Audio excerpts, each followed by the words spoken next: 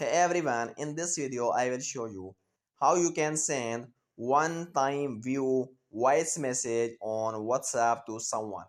It means when you send voice message to someone, it will be only listened by one time.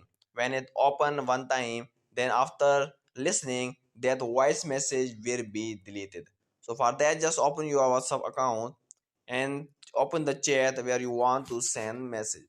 Now, in order to record your voice, tap on your recorder and slide it to a top.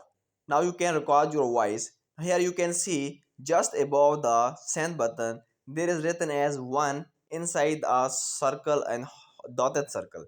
Just click on this one. Now here you can read one time view message has been sent. Now just record your voice and click on this send button.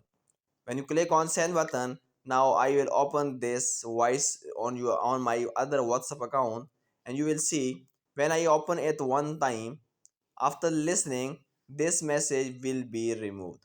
So now you can see it written as opened. Now the message has been removed. So that's the way how you can send one time view voice message on WhatsApp to anyone.